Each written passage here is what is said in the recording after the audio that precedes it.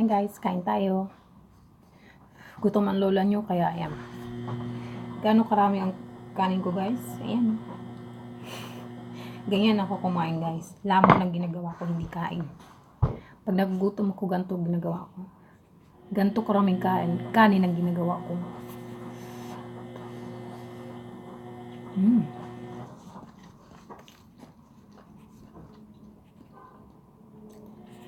Balat ng chicken guys.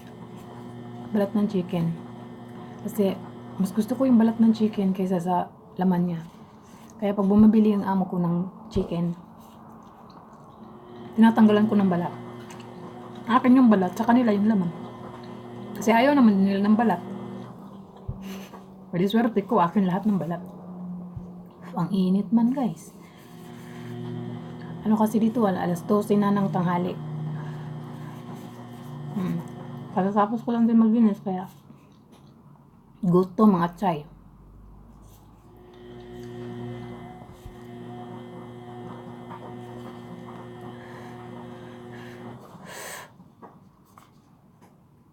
Actually guys, minsan lang kami magkanin dito. Yung minsan lang kami magluto ng kanin. Siguro yung 5 kilo. Siguro abot sa amin ng ilang buwan. Pero siyempre, yung 1 kilo, ibabawas namin dun. 2 cups lang.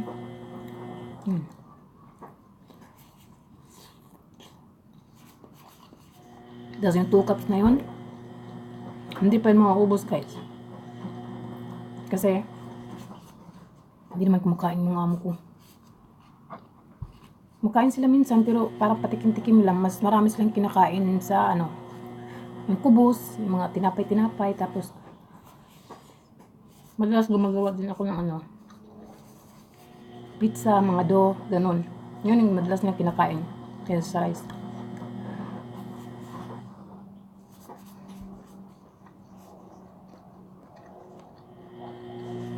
Dito sa trabaho ko guys, kung anong kinakain ng mga amo ko, kung anong kinakain ng mga amo ko, yun din ang kinakain ko. Minsan naghahati pa kami ng amo kong babae, lalo sa amo kong babae. Kung anong nasa plato niya, tatanggalin niya yun. Tapos, hahatian niya ako.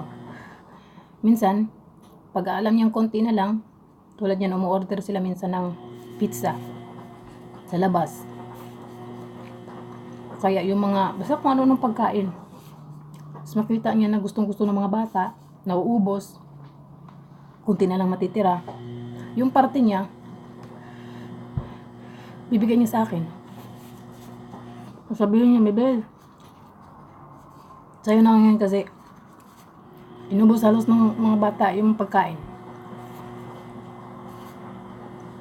Sabi ko, swerte ko sa amo ko. Kaya, alam mo nang nangyayari sa akin dito.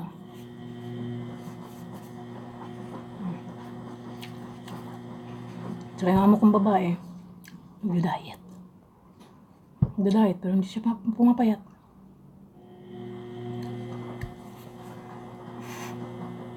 Sa mga galit ko, hindi kasi, nahirapan yung amo ko magpapayat. Sabi niya sa akin kasi, baka lipo na lang daw ang gagawin niya. Kaya iwas-iwas siya sa pagkain. Pero napakahilig nilang bumili ng pagkain guys.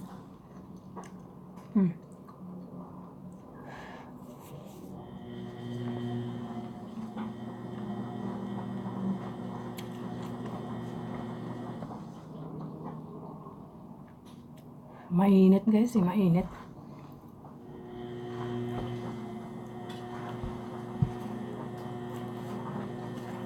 Tsaka ang favorite kong pakpak ng manok. Pakpak ng manok.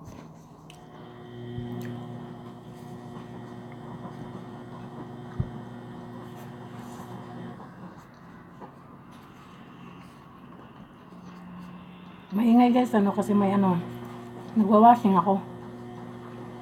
Para habang kumikeme tayo sa pagkain, hindi sayang yung oras. No? Kumain na rin kayo guys kung nagugutom kayong tumingin sa akin.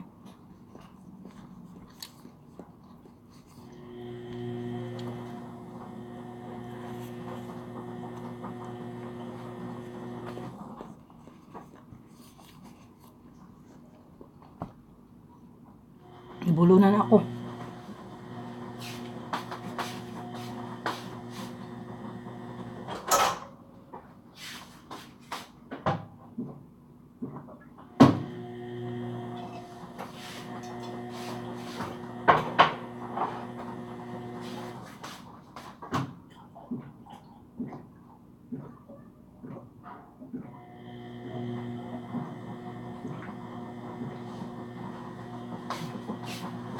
Tsaka yung kanina, may tira akong kape. Yung kape kong lumamig na, nilagyan ko na lang ng mainit na tubig guys. Para mag-init ulit. Kalang.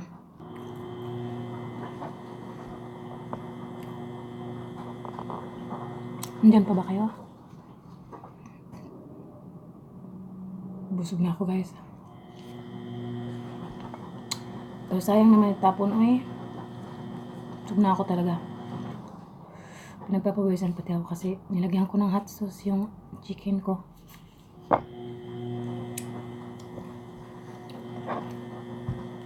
Plus kape.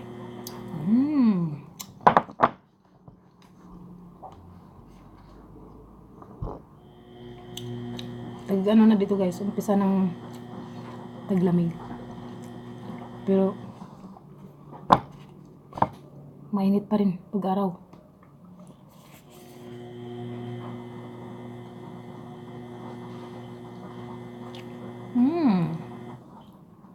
Pawisan si Inday, pawisan. Sarap kumain guys pag pinagpapawisan. Ibig sabihin, ganado.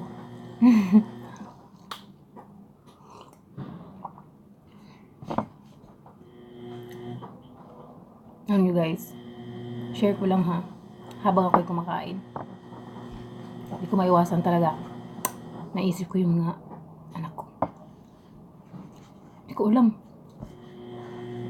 Naisip ko mga anak ko, kumakain ako ng ganito ba? Na, sana kasama ko sila habang kumakain ako ng ganito. Ganun, di ba? Para mas masaya. Pero alam ko naman na okay sila doon. Hopefully okay. Kasi, syempre hindi naman natin nakikita, di ba? Pero, nandiyan naman si God. Syempre, hindi maiwasan natin guys na maisip natin kung ano kayong kinakain ng mga anak ko ngayon. Ano kayong ulam nila? Kasi yung anak kong babae, pangalawa ko, pihikan. Ayaw kumain ng isda. Mas kumakain pa siya ng bagoong. Ginamos ba? Pero yung panganay kong lalaki, sige, kain lang yun ng kain. Pero hindi nataba.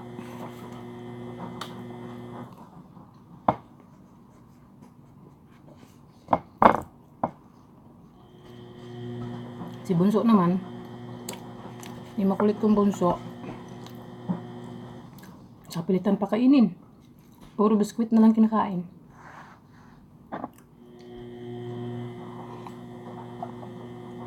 Sarap ng kape.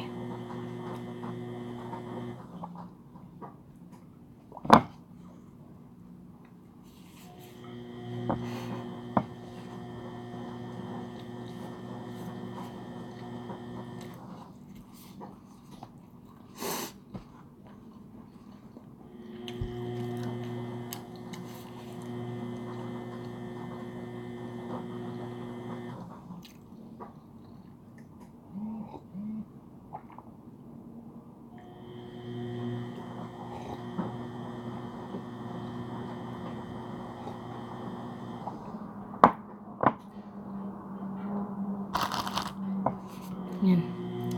Tapos na ako guys. Tapusin ko na.